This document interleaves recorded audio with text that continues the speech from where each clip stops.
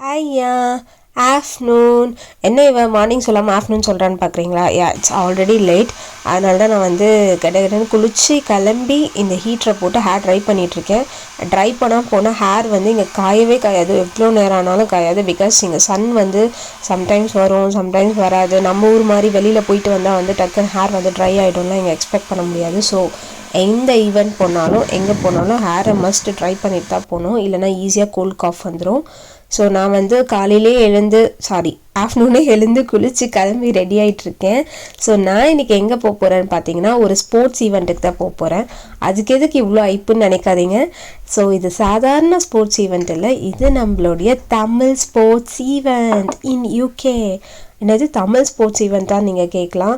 ஆமாம், யூகேயில் பார்த்தீங்கன்னா தமிழோட ஈவெண்ட்டை வந்து அடிக்கடிக்கு கண்டக்ட் பண்ணிகிட்டே இருப்பாங்க, நம்ம தமிழர்களோட ஈவெண்ட்டு.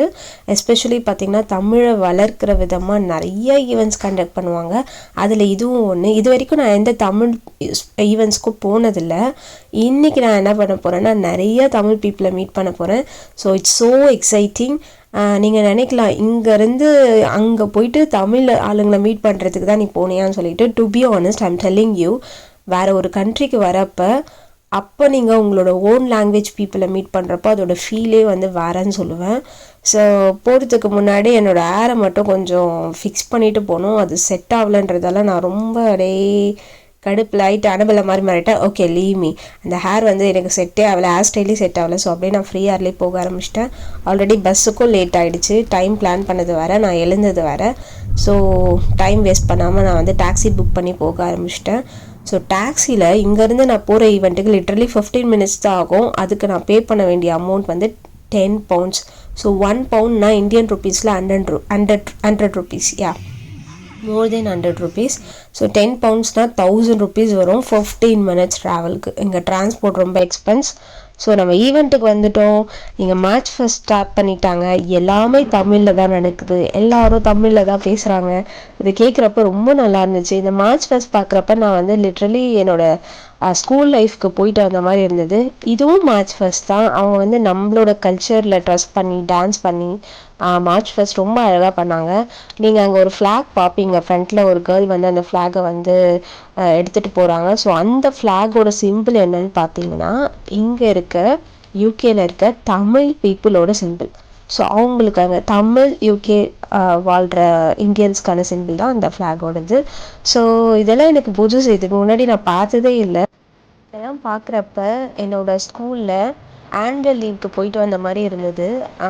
பட் என்னோடய ஃப்ரெண்ட்ஸ் எல்லாம் ரொம்ப மிஸ் பண்ணுற அந்த டைமில் ரொம்ப நல்லா இருந்தது கைஸ். இங்கே இருக்க இந்த ஈவெண்ட்டை பண்ணிகிட்ருக்க இந்த சின்ன பசங்கள்லாம், ஸ்கூல் கேர்ள்ஸ் அண்ட் பாய்ஸ் எல்லாருமே பார்த்திங்கன்னா யூகேயில் பிறந்த பிரிட்டிஷ் தமிழ் பீப்புள். அதுதான் அங்கே இன்னொரு நல்ல விஷயமே. லைக் எப்படி சொல்கிறதுனா, அவங்களுக்கு நம்ம கல்ச்சர்லாம் ரொம்ப நல்லா தெரியுது. அவங்களுக்கு தமிழ் வந்து கம்ப்ளீட்டாக வரலனாலும் தேர் ட்ரைங் டு ஸ்பீக். அது வந்து ரொம்ப நல்லா இருந்துச்சு. ஸோ அதை அப்படியே முடிச்சுட்டு இங்கே வந்து ஸ்போர்ட்ஸ் ஈவெண்ட்ஸ் எல்லாம் கண்டக்ட் பண்ண ஆரம்பிச்சிட்டாங்க. ஸோ இந்த ஈவெண்ட்லாம் பார்க்குறப்ப நம்மளே இறங்கி ஆடணும் போல இருந்துச்சு. அதுக்கப்புறம் இங்கே பார்த்திங்கன்னா சாக் ரேஸ்லாம் சின்ன சின்ன பசங்கள்லாம் அழகாக பண்ணாங்க. Lemon spoon and volleyball, running, வில்லே, அப்புறம் இந்த உரி அடிக்கிறதெல்லாம் கூட பண்ணாங்க. ஸோ அதெல்லாம் பார்க்குறப்ப லைக் இந்த மாதிரி ஈவெண்ட்ஸ் எல்லாம் இருக்குது, நாங்கள் தமிழர்களில் இதெல்லாம் பண்ணிகிட்ருக்கோம் இன்னமும் அப்படின்றது வந்து இங்கே இருக்க யூகே பீப்புள் பார்க்குறப்ப தே ரியலி லைக் இட். அவங்களுக்கு ரொம்ப பிடிச்சிருக்கு நம்மளோட ஈவெண்ட்ஸ்லாம். ஸோ நான் அப்படியே அதெல்லாம் வேடிக்கை பார்த்துட்டு, இந்த குஜராத் பார்ட்டி வந்து இங்கே யூகேயில் பல வருஷமாக இருக்காங்க.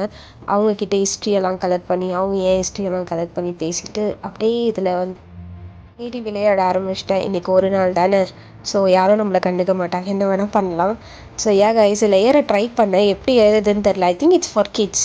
ஸோ கொஞ்சம் நேரத்துக்கு அப்புறம் இறங்கிட்டேன். அதுக்கப்புறம் பசிக்க ஆரம்பிச்சிச்சு. ஸோ அவங்களே வந்து ஃபுட்லாம் ஸ்பான்சர் பண்ணாங்க. நான் வந்து சிக்கன் பிரியாணி வித் 1 egg வாங்கியிருந்தேன். ஸோ இதோட ப்ரைஸ் பார்த்தீங்கன்னா 7 pounds. So 700 rupees. அப்புறம் நான் வந்து முகு வாங்கியிருந்தேன். இது நிறையா பேருக்கு பிடிக்கும், சூப்பராக இருக்கும். இதுலேயும் நிறைய ஃப்ளேவர்ஸ்லாம் இருந்துச்சு. அப்புறம் ப்ரைஸ்லாம் டிஸ்ட்ரிபியூட் பண்ண ஆரம்பிச்சிட்டாங்க. திரும்ப ஒரு வடையை சாப்பிட்டுட்டு அப்படியே என்னோடய ஃப்ரெண்டு வீட்டுக்கு வந்துட்டு, இந்த ரெசிடென்ஷியல் பிளேஸ் பார்த்திங்கன்னா நான் இருக்க பிளேஸ்லேருந்து ரொம்ப டிஃப்ரெண்ட்டாக இருந்துச்சு. இது ரொம்ப குவைட் காம் போகலாமான்னு. நீங்கள் சின்னதாக பக்கத்து வீட்டில் எதனா சத்தம் போட்டாலும் இந்த வீட்டில் கேட்கும். அந்த அளவுக்கு அமைதியாக இருந்துச்சு. அப்படியே எனக்கு ஒரு ஹாய் சொல்லிவிட்டு என் ஃப்ரெண்டு வீட்டில் கொஞ்சம் நேரம் ஸ்டே பண்ணிவிட்டு அங்கே வாங்கின கூழை வந்து குடிக்கலான்னு எடுக்கிறப்ப, என்னது கூழான்னு கேட்காதீங்க, பார்க்க வந்து குழம்பு மாதிரி இருக்குல்ல, எஸ் லிட்ரலி சாம்பார் மாதிரி இருந்தது. பட் இதை ஓப்பன் பண்ணுறப்ப அது கூழ்னு சொன்னாங்க. அதில் கிராப்லாம் இருந்தது. இது வரைக்கும் நான் கிராப் சாப்பிட்டதே இல்லை. அதோட ப்ரைஸ் வந்து £7. அதை சாப்பிட்டுட்டு அப்படியே வீட்டுக்கு வந்துட்டேன். பாய்.